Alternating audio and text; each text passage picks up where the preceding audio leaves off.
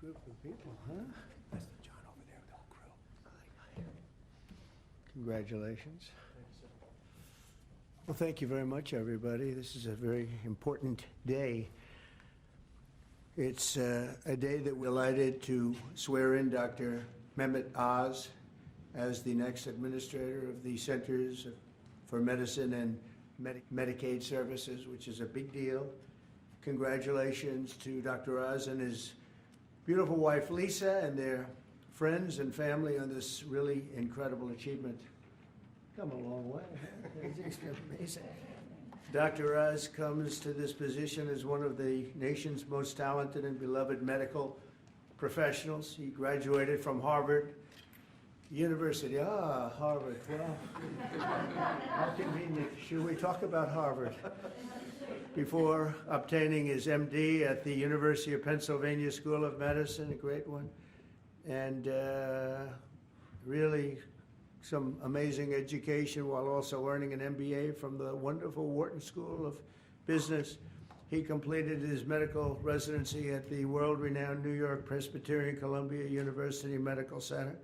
Dr. Oz then had a sterling medical career in which he became an internationally acclaimed heart and lung surgeon, highly respected.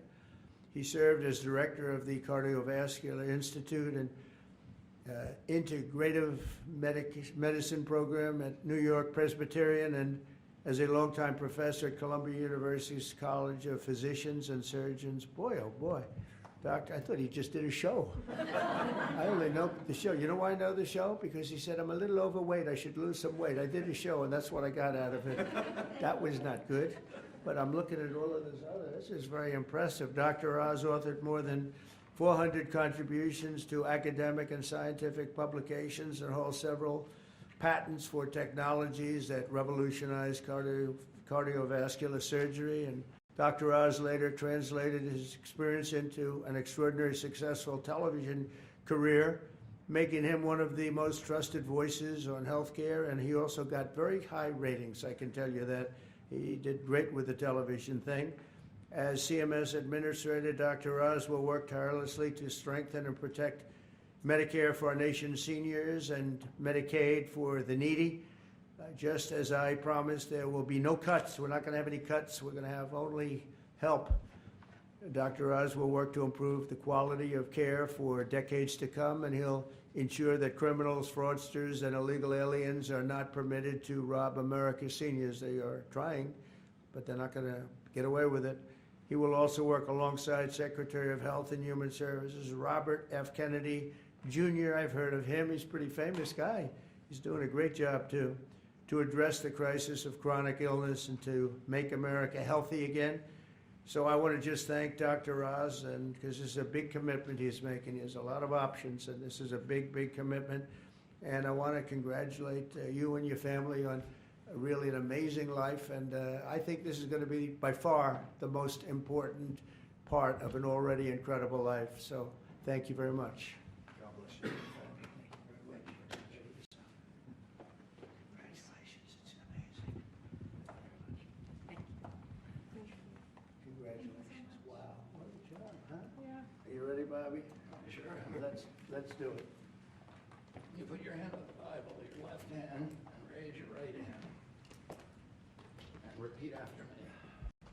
I, Mehmet Oz, do solemnly swear I, Mehmet Oz, do solemnly swear that I will support and defend the Constitution of the United States that I will support and defend the Constitution of the United States against all enemies, foreign and domestic, against all enemies, foreign and domestic, that I will bear true faith and allegiance to the same, that I will bear true faith and allegiance to the same, that I take this obligation freely that I take this obligation freely, without any mental reservation without any mental reservation or purpose of evasion, or purpose of evasion, and that I will well and faithfully and that I will well and faithfully discharge the duties of the office on which I am about to enter. discharge the duties of the office upon I'm about to enter.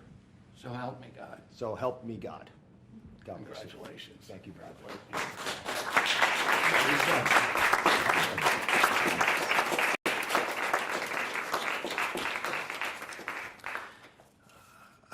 I've got to start off by thanking Three people. Mr. President, thank you very much. God bless you for leading our nation, but also courageously leading the MAHA movement, really earnestly in your heart wanting to get America to be healthy again, and for giving me an opportunity to help with that mission. Secretary Kennedy has been leading the charge at Health and Human Services. A dear friend, like a brother, has done unbelievably courageous work because he's curious and he's started answering a lot of important questions. And I will treasure for the rest of my days your trust in me to help you with this progress. Thank you. And of course, Lisa, the family, but Lisa in particular, who's had an uncanny ability to identify opportunities and to always keep a clear North Star to keep our family grounded. God bless you, my beautiful one. Let me start with a simple premise. Every great society, everyone, has an opportunity to take care of its most vulnerable and treasures that opportunity. And we're great people, so we will do the same. As we enter the main building, the Humphreys building, where Health and Human Services is located, there's a placard of Hubert Humphrey, and it says that it's a moral opportunity, a moral obligation of government to take care of people in the dawn of their life, the kids, in the twilight of their life, the elderly, the mature, the seniors, and those in the shadows of life, those struggling with disabilities. We want to provide America with access to great care. We want to save the public health insurance programs of this country. That's what President Trump asked me to do when he took this position to administer the programs at CMS. Now, if we're going to do that, we've got to be honest with each other. And a physician, President Trump, has to always do that, right? We've got to share news, so do presidents, that folks don't want to hear, but it's important for our well-being. So I'm going to give you 4 bullet points to remember. Bullet point number 1, and they're all numbered in order for a reason. Medicaid is the #1 budget item for many states, and it is crowding out education, other important social programs. The states are having a big problem, and that's with the federal government paying most of the bill. Item number 2, healthcare expenditures are increasing at 2% higher than the economy is growing. And because of that, we spend more than 2 times per person on healthcare than any other country on the planet, and we're not getting value for that. Because number 3 is that we are, in America, experiencing an unfortunate problem, which is medical errors are the number 3 cause of death. Did you know that, Mr. President? It's surprising with that much money invested, we're still having problems. And number 4, our life expectancy, despite all this investment, is continuing to slip back. We're now more than 4 years shorter in our life expectancy than countries that we used to be equal to. But I am optimistic. Why? Because we control our destiny. Because at its very core, we have a generational opportunity, a unique ability to save the healthcare system because we control all the big pieces. America is too great for small dreams. So I've got some big ideas that I'd like to share that we've worked through with my staff who are cordoned off over there, and there's a lot of us. We've got almost more than 6,000 people at CMS working on this and 40,000 contractors helping. So we've got a lot of people. What are we going to do? First, we're going to reduce chronic disease. How do you do that? 70% of the healthcare expenditures of this country are driven by chronic disease. And it is your patriotic duty, I'll say it again, the patriotic duty of all Americans to take care of themselves, because it's important for serving in the military, but it's also important because healthy people don't consume healthcare resources. The best way to reduce drug spending is to use less drugs because you don't need them because you're healthy. And it feels a lot better as well. The President and Secretary Kennedy have been pushing the MAHA agenda because it makes it easier for people to do the right thing, especially the mothers of this great land, because they're the ones who really get caught with this responsibility. They're the ones deciding for their kids. They're the ones we want to empower. And curiosity, which is the key word here, truly asking questions you want the answers to, will allow the MAHA movement to thrive.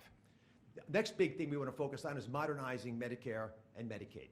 That's how Americans will get the care that they want, need, and deserve. Need to empower patients and providers, both. The doctors and the patients both have to be equipped with better tools.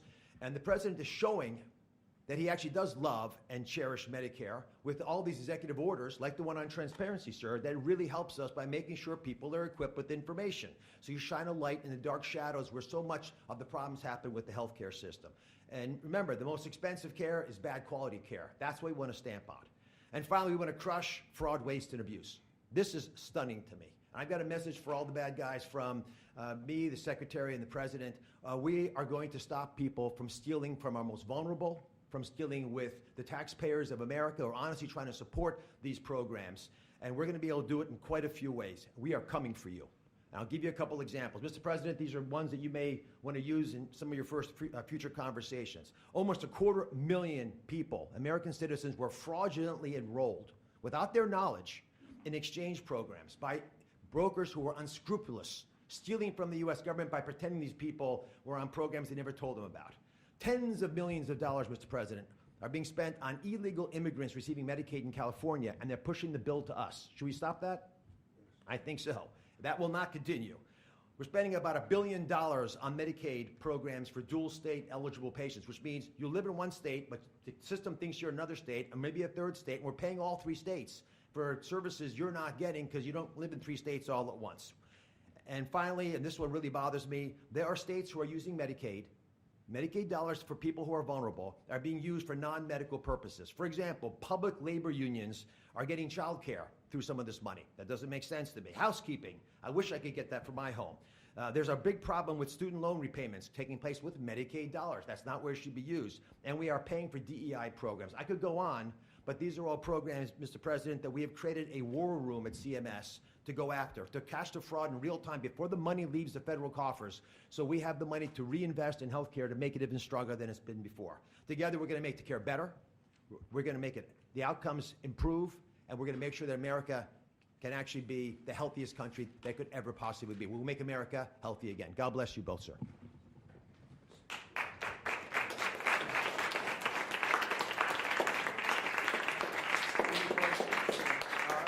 Any questions for us? Okay. Sir, Mr. President, Marco Rubio said. Wait, easy. Go ahead. Secretary Rubio said that the U.S. will have to figure out whether a deal can be done between Russia and Ukraine in a matter of days, or you will just move on. Yeah, very shortly. How many days is that? No specific number of days, but quickly. We want to get it done. We're talking about here people dying. We're talking about over there people are dying also, like on average 2,500 young people, soldiers. They're not from America. They're not from anywhere else other than Ukraine and Russia. But we want to save these lives. So it's 2,500 a week are being killed in battle. It's a vicious battle with the best equipment, the best everything, and it is brutal. 2,500 young people a week. Some of them not so young, actually. They're getting older. They're getting older by the month. But 2,500 a week, and we're going to get it stopped ideally. Now, if for some reason one of the two parties makes it very difficult, we're just going to say you're foolish, you're fools, you're horrible people, and we're going to just take a pass. But hopefully we won't have to do that. When And you Marco, say- and Marco's right in saying it. We want to see it end. Think of it. Every day, a lot of people are being killed, as we talk about, as they play games. So we're not gonna take that, and we'll see. I think we have a good chance of solving the problem, however. Are you prepared to walk away completely from these efforts and these talks? Well, I don't want to say that, but we want to see it end.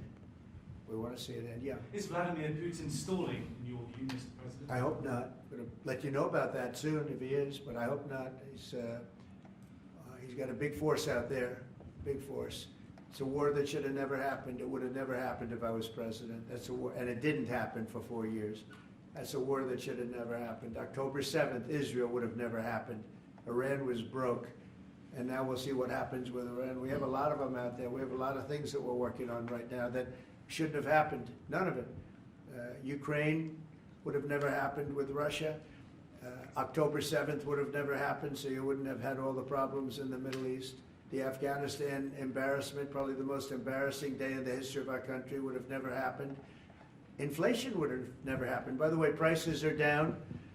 Groceries are down. Eggs, which you hit me so hard, I'll never forget the first week in office, they were screaming at me about eggs. I said, what's going on with eggs? They were doubling and tripling. I said, I just got here. They were up like double, triple, and you couldn't get any. They said, you won't have eggs for Easter. Well, you can have all the eggs you want. I'll tell you, Brooke Rollins, Secretary of Agriculture, did a great job. And the egg prices are down 87%. But nobody talks about that. You can have all the eggs you want. We have too many eggs. In fact, if anything, the prices are getting too low. Sir, Mr. President. on Iran. So I just want to let you know, prices are down. Gasoline yesterday in 3 states hit $1.98 a gallon. And it looks like it's at a level that it hasn't seen since my days, my 4 years. So it's about I'd say maybe, I think we're going to be averaging $2.25 very soon. So I just want to let you know, though, because I keep hearing about prices and inflation. Prices are coming down, not going up. Only the fake news says they're going up. The only thing that's even are interest rates. And if we had a Fed chairman that understood what he was doing, interest rates would be coming down too. He should bring them down. Yeah, please. Mr. President, what do you need to see from both sides in order to keep negotiations going? What do you want to see from Russia and Ukraine? I have to see, my whole life has been one big negotiation, and I know when people are playing us, and I know when they're not, and I have to see an enthusiasm to want to end it. And I think I see that enthusiasm. I think I see it from both sides. Do you think Russia's But you're playing going to know you? soon. Do you think Russia's playing you? No, nobody's playing me. I'm trying to help. You know, this was Biden's war, by the way. By me getting involved, you know, they'll say, oh, it's Trump. This is not Trump's war. This is Biden. This is a war that should have never happened. Okay? Think of it. Those cities are crushed and crashed, and all those beautiful steeples, the most beautiful in the world, actually considered the most beautiful in the world, most of them are now smashed to smithereens, as they say, and lying on the ground in a million pieces. Those towns are crushed, the whole place. It's so horrible. And millions of people are dead, far more than you think. That's one thing you're going to get out of this war. You're going to find out that your estimates are far lower than, it's far worse than people think. Nobody's playing anybody. We are going to see if we can get it done. I think we have a really good chance of getting it done, and it's coming to a head right now. If you And do on Iran, decide I to think, support would you- Ukraine militarily, Say if you do decide to move on or take a pass, Mr. President, would you then continue to support Ukraine militarily? Well, I'm not going to say that because I think we're going to get it done. On Iran, I read having Iran speak. There's a group of Venezuelan men down in Texas who have been alerted that they are soon going to be deported under the Alien Enemies Act. Have you authorized that operation, I and don't know where are they about going the to go? group you're talking about, but if they're bad people, I would certainly authorize it, yeah. You know, I won an election in a landslide. We won all 7 swing states. We won by millions of votes. We won 2,750 districts to 505 districts. 2,750 to 505. That's why the map, when you look at it, is all red. And one of the biggest reason, I think the biggest single reason, actually, I'd like to say it's because of this, because I think they're going to come up with things that are incredible. But probably the biggest reason was because of the border and because of illegal immigration. And the people of this country want those people out. Because what Biden did, and I don't know if he did it, I'm not even sure he knows what the hell he was doing, but what his people did, representing him, was allow millions and millions of people from jails, from prisons all over the world, people from mental institutions and insane asylums, gang members, drug dealers, pouring into our place. And you know what? Our people voted for me to get them out. They want them out. They want them out. And we've done a hell of a job. And by the way, Ecuador and various places, but El Salvador, we've been helped by a lot of other states where they're helping us, actually. Because you couldn't, look, what this man was thinking when they allowed open borders and people to come in, if you look at Venezuela, their crime is down by 72%. You know why? They took all their criminals off the street. They took all their prisoners from jail. They took murders. 11,088 murderers were released into our country. Bad things are going to happen. Bad things. And we're getting them out. And that's why I was elected. A judge wasn't elected to do that. I was elected to do that. And we're doing it in record fashion. We have the safest border, the most secure border we've ever had. See the Declaration of Independence? You should all read that before you leave. That's the real deal. You should all read it before you leave. Yeah. Mr. President, photos have emerged of Senator Van Hollen sipping what appears to be margaritas with Yeah. Abrego Garcia down in El Salvador. Do you encourage other Democrats to fly down to El Salvador to meet with this illegal alien who's an accused wife I beater? like this guy. See, now this is the kind of a reporter we like. There aren't enough of them. We got to get some more of them. But no, I appreciate that question. No, look, he's a fake. I know him. I know them all. They're all fake, and they have no interest in that prisoner. That prisoner's record is unbelievably bad. If you would go into the room, you might, if you would, Caroline, maybe go into the room and see if you can find that little slip. I wrote some things down. I don't know why you'd want to keep him, but we got a little biography of him. Did you help set up that Not a meeting? very innocent guy. Yeah, Did you please. help set up that on the meeting, IRS. sir? Mr. President, on that- in the spirit of Easter Sunday and it While being we're on Good the Friday. subject, right? Yes, of course. So you're talking about Abrego Garcia, is that the one? Yeah? Is an illegal alien MS-13 gang member and foreign terrorist. This comes out of the State Department and very legitimate sources. I mean, I assume, I'm just giving you what they handed to me, but this was supposed to be certified stuff. In 2019, Garcia was issued a deportation order. 2 separate judges affirmed Garcia was a member of MS-13, which is a gang that may be even worse than Tren de Aragua, and maybe worse. They kill people with knives because it's more painful. Very famous for the knifing and killing of 2 young 16-year-old girls walking to school one day, and they sliced them up into little pieces and killed them. That's MS-13. And 2 separate judges affirmed Garcia was a member of MS-13. When Garcia was originally arrested, he was wearing a sweatshirt with rolls of money pouring out, an MS-13 gang symbol that he was driving with 2 other known violent MS-13 gang members, 2 of the most violent members that we know of in the MS-13 gang of thugs. In 2022, Garcia was stopped by the Tennessee Highway Patrol and was found to be transporting 7 people from Texas to Maryland, and he had no driver's license. He was driving violently. In 2020 and 2021, Garcia's wife filed for a protective order from him and said he was violent and abusive and really scary, including allegations that he punched and scratched her on the eye, left her bleeding after throwing her laptop on the floor at her, ripped her shirt, and ripped off her shorts. He then grabbed her arm, leaving very severe marks. Garcia's wife also wrote in court, "At this point, I am afraid to be close to him. I just don't want to be close. I have multiple photos and videos how violent he can be and all of the bruises that he's left on me." She just couldn't get anywhere near him. This is the man that the Democrats are wanting us to fly back from El Salvador to be a happily ensconced member of the USA family. Isn't it a shame? And by the way, I've been hit pretty hard by fake shows, fake news, MSDNC in particular, where they talk about how evil I am, that this man would be thrown out of our country. This man is according to certified statements that we get, is a very violent person. And they want this man to be brought back into our country where he can be free and to stay as a happily Maryland, they call him the Maryland man. He's a Maryland father. No, this is a violent person. Who they don't talk about is that wonderful angel mom who lost her daughter, who had 5 beautiful children, and she was killed violently.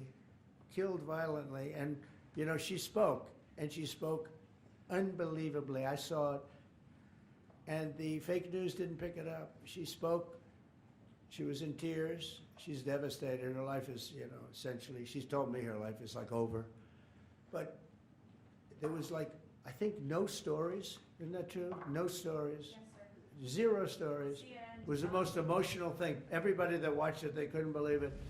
The fake news refused to put it up. So it's very sad. And yet they talk about this guy like he's an angel. See the angel up there?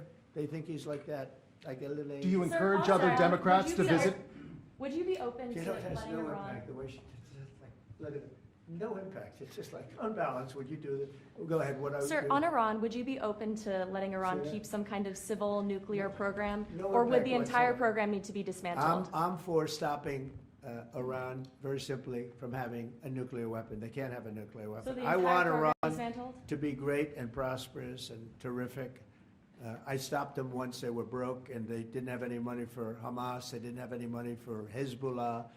There wouldn't have been an October 7th disaster. They were broke. They had no money, and they weren't spending it to terrorist organizations because they had none. When Biden came in, he took all the sanctions off. China wasn't allowed to buy. I said, if you buy, because they're their biggest customer, I said, you buy 1 barrel of oil, just 1 barrel of oil from Iran, and you can't do business in the United States. And by the way, we have nice conversations going with China just to intercede, you know. It's like really very good. But Have you spoken with Xi? with Iran, they can't have a nuclear weapon. And if they have a nuclear weapon, you'll all be very unhappy. You'll all be very unhappy. Have you 'Cause spoken your with life, Xi? your life, Who is leading your those life trade will be in talks? great danger. Yeah. Mr. President. Yeah. Press out. Everybody out. Press.